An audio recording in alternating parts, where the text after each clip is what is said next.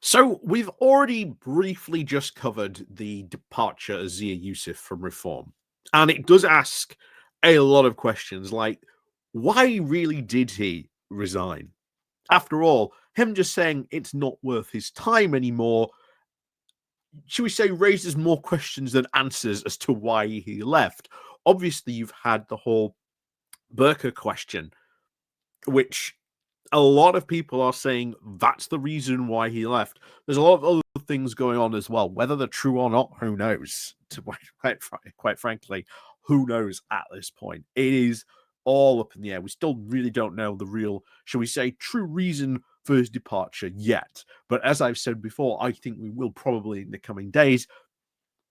Like I say, I am doing this on Friday. This is coming out Saturday afternoon. Maybe we know. Maybe we will learn of this by now. However, I thought, as I saw this on Conservative Home, I thought actually this is a good way to also have a look at this, because the more chaos, shall we say, goes on with Reform, at least hopefully, or at least the Tories hope, that somehow that will win members back to their side.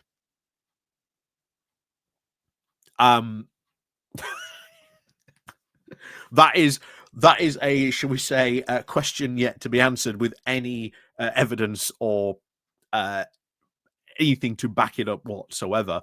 So, will this benefit the Tories? I very much doubt it, because their problems go far, far deeper than just the fact that Reform just exists. Because even if you took away Reform like existing completely, all the current problems that caused them to lose the last election are still deeply embedded within the Tory party. So there you go. But nevertheless, I would like to sort of cover this because this is an interesting look at this situation from the Tory point of view. Is it a good thing? Is it a bad thing? Should they be reveling in this? Should they be careful of it? Should they be cautious of it? Who knows? But before we do get on more into this, please do remember to click on the like, share, and subscribe button down below. Of course, there are links to my Patreon page, the Buy Me Coffee link, the YouTube thank you button, and of course, there's the membership down below as well. So let's crack on then into this. So over on Conservative Home. So the Tories should be wary of reveling in Yusuf's Reform departure. So politics at its core has been a team game, and this is what has often made Nigel Farage's story so troublesome. A political career mired with spats and fallouts from UKIP to the Brexit Party to now Reform UK. And yeah, very true about that. Reading, of course, Team of Rivals about the political genius of Abraham Lincoln, bringing together his cabinet with the skills now saw grievances and grudges all put aside, and you can imagine anything much further now from Farage. Yet Reform has now continued to surge in the polls under Farage's production. With him now retaining now the star billing, there's very little sign of now serious supporting cast now to be found in the form of a shadow cabinet by the band, of course, next to no scripted policy, which is again very true. You know, if Farage, quote, wins the next election, well, who's in his cabinet? What does his shadow cabinet look like? You know, these are, serious questions. If this, if he's wanting to become the next prime minister, be the next party in charge, what's his shadow cabinet look like? What exactly do they have? What policy are they going to be doing? Still all things Farage doesn't have. But anyway, these things, of course, don't appear to matter very much. So one source, of course, has told the Times that Farage seems to have, quote, got this far just on vibes alone. A vote for Reform, whoever you are, is, of course, a vote for Nigel. He is the leading man, and for once, it seems to be working. It is why Zia Yusuf's resignation as chairman from Reform UK yesterday may have shocked, but it has not surprised those who have previously come across the party's leader's political path. But it is also why the Tories need not jump in celebration just yet. Yusuf, the 38-year-old multimillionaire and tech entrepreneur, first met Farage at a cocktail party just a decade ago, hosted by a former Tory donor turned UKIP backer, Stuart Wheeler, and have kept in touch ever since. After donating over again, I bet he regrets donating all that to Reform UK if it's, quote, not worth his time anymore. He, of course, then took on the official job as the party's chair. And, of course, has been talking up now as an heir to Nigel following Reform's professionalisation's drive, which saw Yusuf now widely credited for. And that's the other thing, that Yusuf has been seen as the heir to Nigel. Really? I don't see that. I honestly, if you were to compare like personalities where you've seen like Zia Yusuf like perform or do an interview, he just does not have the same presence as Farage. You know, he does not have the same presence as Farage. I'll tell you that now. There have, of course, been lots of rumblings and tension now under the surface, with complaints around the culture at the party's HQ and even clashing egos. Again, we've heard lots about this before, but no proper stories or concrete evidence have come out about this. Maybe we'll get something soon. I don't know. So, after, of course, Reform's success at the local elections, Farage opted now to signal a significant change to the party's infrastructure, sidelining Yusuf and asking him to focus now on their new Doge unit in local authorities, Reform's version of Elon Musk's Department for Government Efficiency. And again, look how well that turned out in the States too. Again, with everything going on recently. But it was this week when things publicly started to fall apart, after Sarah Pochin, Reform's newest MP, called now for a burka ban in her first intervention at Prime Minister's questions this Wednesday. While banning burkas was not a party policy, Reform's Deputy Leader Richard Trice and Chief Whip Lee Anderson both rode in behind her. Farage also said that there should be, quote, some debate on this issue. And the question by, of course, Putin, it turned out, had been run past him beforehand after all. Again, that is a new element to the story we had not heard. Because I had heard previously, Farage did not know about that question, but apparently he did. But these comments now appear to have frustrated Yusuf, who is, of course, a Muslim, saying, I do think it is dumb for a party to ask the PM if they would do something the party itself would not do, he said on Twitter early yesterday morning. Just a few hours later, he quit, saying, I have worked full-time as a volunteer to try and take the party from 14 to 13%, quadrupled its membership, and delivered historic election results. No matter what Farage now tries to say or make out by suggesting that Yusuf's resignation was because, quote, politics can be highly pressured and a difficult game, and that Zia has now clearly had enough. For Conservatives, there is, of course, a section now of Yusuf's statement that provides something nice to read, saying, I no longer believe that working to get a Reform government elected is a good use of my time, and I hereby resign the office. Again, what does he mean by that?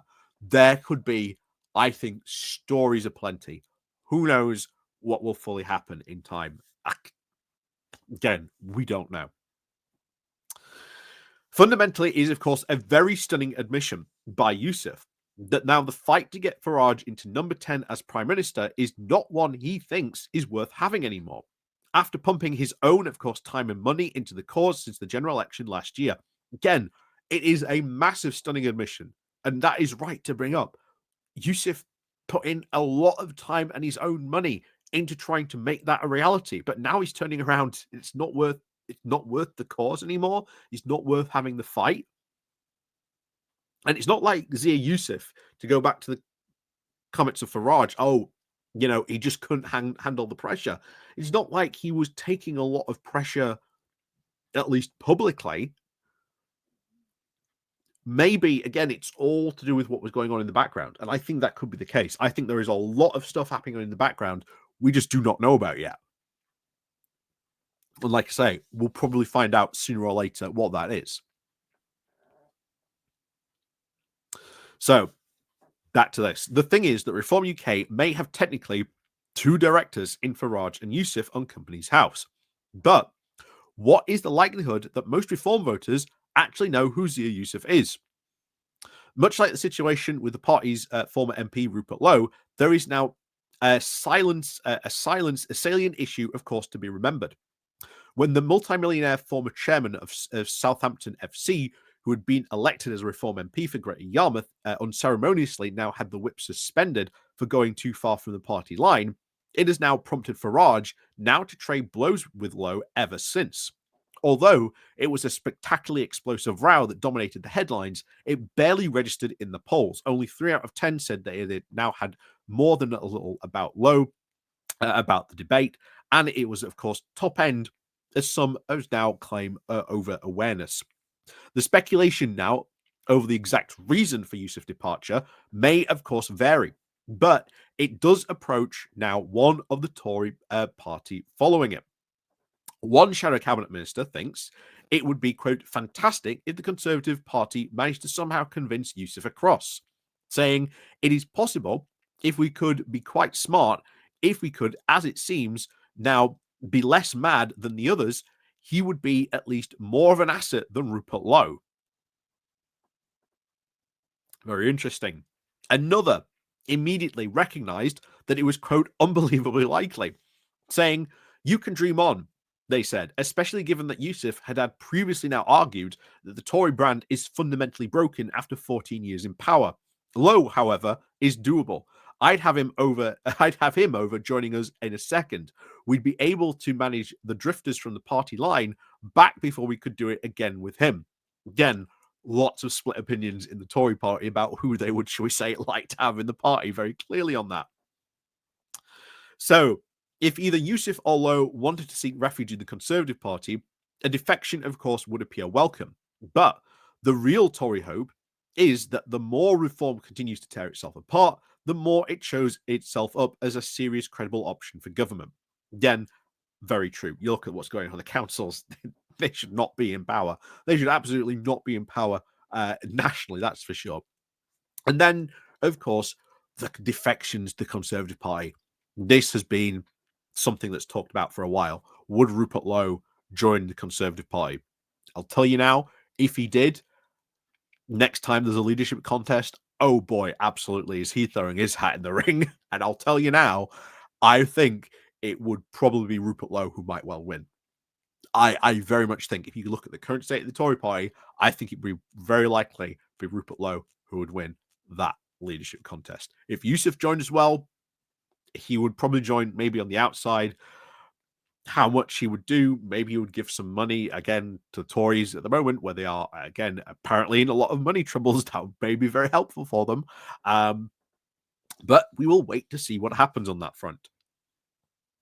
So, if you, of course, do genuinely believe that, as Farage herself has said, that we need to fix broken Britain, how can you also believe that Reform, who has now struggled to keep a steady number of MPs in check, or even just lose a major donor in its party chairman, now hold the answers to such problems? Again, very true. How can Farage, when he can't manage 5 MPs, manage a much bigger party? That would be a disaster of a front on that one. How can you be, again, a big state party when the party itself cannot retain its staff size? Do you really want to see them in charge of nationalising the steel industry and even 50% of the utilities? Reform remains a potkin party of Farage's political ambitions. It feeds off the well-deserved and acknowledgement of anger, but offers little, if withholding with very little in it, a few tangible solutions or even real principles. The Conservatives now have a potential now to provide an ambitious, optimistic, hopeful vision for this country and its people in it. Well, you've actually got to, do that, Then Kemi Badenoch ain't doing that. To come up with the answers now to the real problems felt by those heading over to Reform and actually try to do something about it. Not just point to a problem, but actually find a way to fix it, to find that that directly affects people's lives, and most importantly, find a way to fix it and to prove that you can actually do something about it. You have to build back that trust with voters by putting politics into action. And so far, there is no policy. Still from Kemi Badenoch, no policy about what the Conservative Party should do. Why? Because the second she puts out policy, He's going to restart the Conservative Civil War. Anyway, it may be, of course, very tough to do in opposition, but it's not impossible. It just requires some creativity from Kemi Badenoch and the leadership team and other members of a shadow cabinet now have been showing. Really. Some creativity. Wow. Creativity with Kemi Badenoch. That's reaching. That's certainly reaching on this. Anyway, Badenoch's, of course, response to the Reform internal implosion was that Reform is, of course, not a serious political party. It is a fan club. But she needs to be now wary of throwing stones in glass houses, as there are now regular complaints from those within her own party that the Tories leader is now rewarding those for loyalty has now gone too far, with friends in undeserved top jobs and now failing to perform. Again, nothing new there. Nothing new there. That was number one. Everyone called that out straight away. Why is he giving so-and-so top job? Why is he giving so-and-so top job? Why? Because they were Badenoch loyalists. Badenoch has surrounded herself with loyalists. How well has that gone with other previous Tory prime ministers? Anyway, she needs, of course, to be careful too. Castigating now on the point now of party management. It is not long since there were 5 Tory prime ministers in just 6 years. This unity in the Tory psychodrama is something the public has now lost patience with. Again, the second she starts to bring out any policy or anything like that, the Tory psychodrama will start again. So if Reform is, of course, seen as a continuation of that, it will, of course, hurt them. But as Luke Tyrrell from More in Common points out, it is more likely to be vibes rather than as a specific cut through infighting has. So far, ranked quite low in the list of reasons why people wouldn't vote Reform. For Farage, they have now any hope of now forming an actual government, though. You would expect, at least at some point, they will need to learn how to work with those around him successfully and create his own team now for rivals and defectors now across the political spectrums, from the Tories to the Green to Lib Dems to Labour. If you're a Tory MP, you might be able to at least enjoy Reform ripping each other apart. But you can't rest easy. Not when you are now continuing around the 16-18 point mark in the polls. Just take a look at the Scottish by-election from Hamilton last night. Labour might be able to take it away from the SNP with Reform coming third, but they were 62.2 points, while the Tories were fourth and down 11 points, coming in just at 6% of the vote, only 1% away from losing their deposit. Again, that would have been hilarious if they had lost their deposit, but that should be sparking huge worry in the Tory party. I am shocked that there hasn't been like some sort of psychodrama come out about this, but maybe it will. Who knows? Anyway, Reform, of course, will not be handing out any opportunities now for attack. Even so, with Farage's leadership, there is now word in which none of this now seems to stick this time around. The real problem is that a number now of Tory shadow cabinet ministers have told me that they think Labour seems to be learning how to do government while facing up to Reform's flank. They fear that whatever a Badenoch version of the Tories is ever going to take now to opposition, especially while Farage is breathing down her neck, the Shadow Chancellor Mel Stride somewhat patronisingly said at his big economic speech yesterday, she won't get better. But is that really going to be good enough? Well, that has been constantly the hope that hopefully she'll get better. She'll get better. All the supporters are saying, don't worry, she'll get better. She'll get better. She'll get better. It's been over a year now. She hasn't got better. She's actively gotten worse at this. She's actively gotten worse. Meanwhile, of course, there will be at some point, very, very soon, I suspect, a leadership challenge. I mean, Robert Jenrick is spoiling for a fight. But I'll tell you now, if Rupert Lowe joins the Conservative Party, oh boy, it will be, I think, a two-way fight between those two. And I think Rupert Lowe might just win on that card, I think, if that were to happen. But let me know what you think. Do you think that the Tories should be celebrating Yusuf leaving? Do you think they should be courting maybe Yusuf, maybe Lowe?